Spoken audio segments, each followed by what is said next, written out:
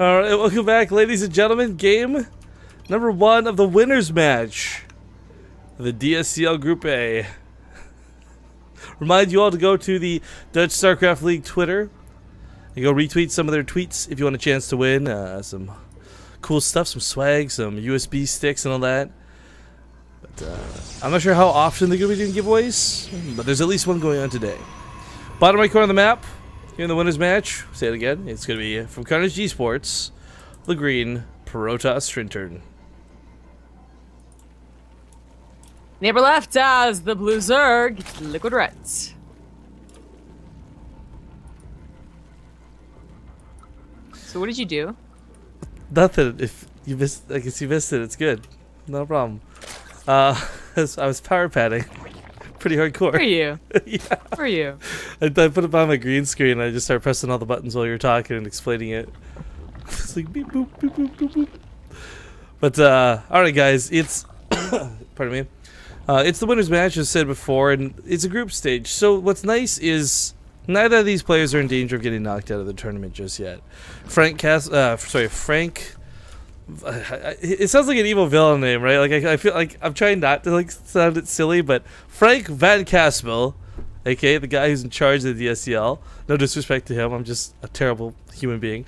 He came on before and he was talking about how, like, okay, you know, it's going to only be 2 people per group, pretty standard stuff, and he gave a nice explanation about how the actual finals is going to go down in Amsterdam and all that. And again, you can get tickets and whatnot. You can win a ticket through their Twitter giveaways. I think he also wanted to come back on towards the end of the cast to re-explain and say some final words too. So if you guys missed his talk, you can hear it again a little bit later. But it's cool to see that you have an organizer so involved with what's going on. I know the DSL isn't exactly underground indie movement type deals, but you know, I watched. I think it was not the last one, or maybe it was the last one, the one where you thermal. I think it was you thermal one. So I think it was the last one. I remember watching those finals. It was a pretty good event.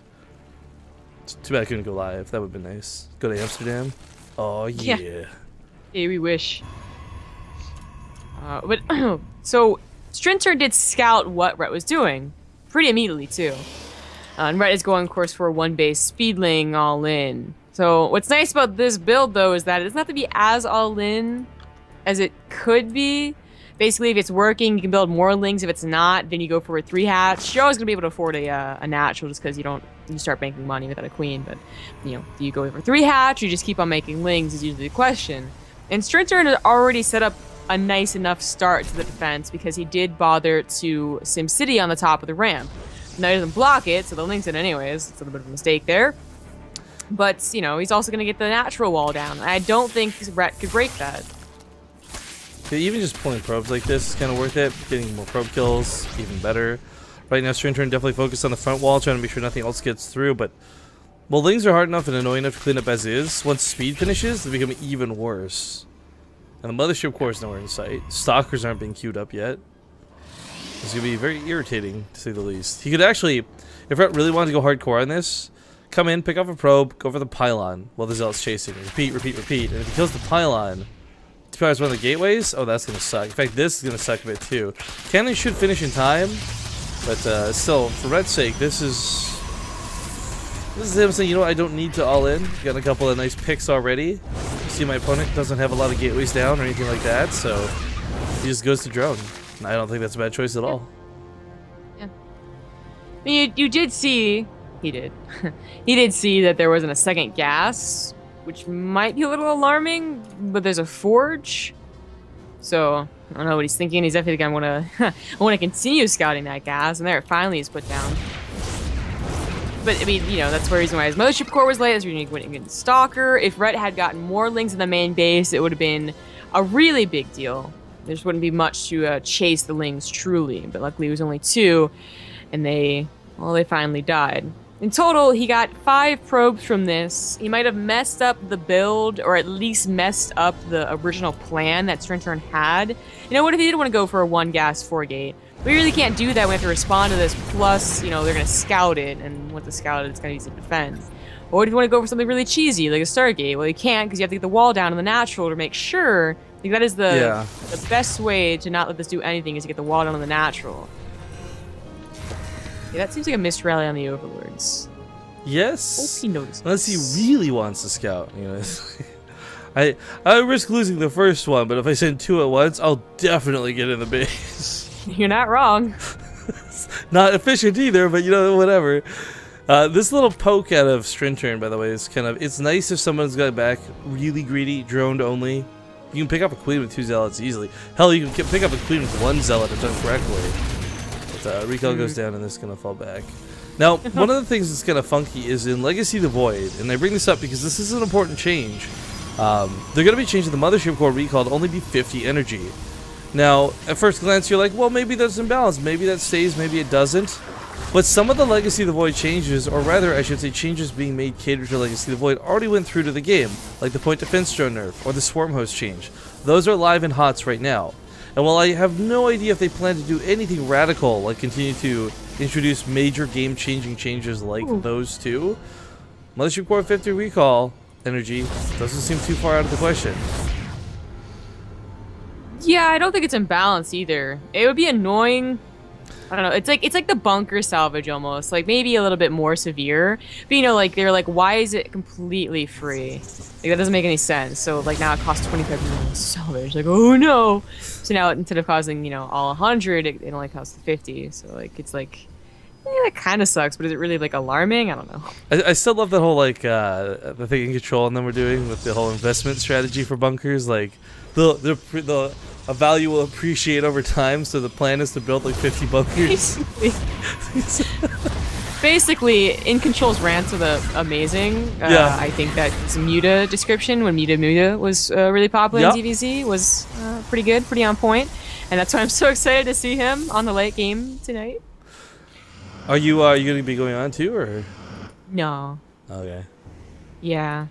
I'm only on if Lycan has no other ones to put on. Right? That's what Desert does to me. He'll be like, oh, hey, Rifkin, my man. He'll be like, my man. You want to come on Remax? And I'll be like, is no one else available? It's like, what are you saying? I'm like, Desert, no one else is available, right? He's like, okay. Usually, like, a Destiny doesn't show up, so sometimes I get, like, messages, like, an hour or two beforehand. I don't mind. I enjoy going on those. Oh, no, I like going on talk shows. Yeah. But it's just like, you think I don't have anything else to do in my day? You think I'm just going to go on your talk show because no one else can? Well, yeah, you're probably right. Well, you're fucking right, so shut up. I'll be there in 10 minutes. Alright, so, you know, Red started this with was attempted to Ling all in. I kind of like that he went to Hydras, but I'm not sure that I love the Ling Hydra approach to it. Both these units used to be so susceptible to sentries. While Strintern doesn't have a crazy amount, what he does have are all pretty much full on energy. So, I mean, maybe Red catches him off guard, maybe there's a really sick flank he sets up. One way or the other, though, these sentries... Oh god, why are they out like this? Red, go. Just go. This is your window, man. He sees you with his observer. He shouldn't be out here like this. He knows it. Oh, he wants to he wants to force field him off. I don't think it's that bad unless he misses the force fields. There we go. Okay, so he gets about 4 Hydras for this. That'll be nice. Yeah, not bad. They do have their upgrade, though, I believe. So if he had gone up to the force field, would they have been able to shoot over it? I don't know. But you know, even with that being said, this is still actually not going to well for Strintern. It's not. It's really not. I think he should have... These Hydras that slipped through were meant to be free kills, not killing sentries. Yeah, that was a little bit of a mistake, and he sees it too and has to back up entirely to his third base. So that's the problem on Coda. There's this little well here where you defend your third, you're not really defending your natural. So he's starting to run out of force fields too. You don't put baby in the corner is what Rhett's telling him right now. Wow. This looks like it might just end here. He really can't defend his natural. It did pull the probe, so he hasn't lost too many probes yet, and the natural is recovered. Put an rejection spot, trying to clean up too. Zealots warped into the main, do stop the Lings over there. I guess the nice thing is probe kills weren't really had. I mean, he did save a lot of his workers through this attack, but I don't know. Rhett just kind of feels he's starting to snowball a little bit too much. Losing the sentries was like the tip of the iceberg. It's just so bad, losing all those sentries so quickly. Yeah. He might be able to clean this up.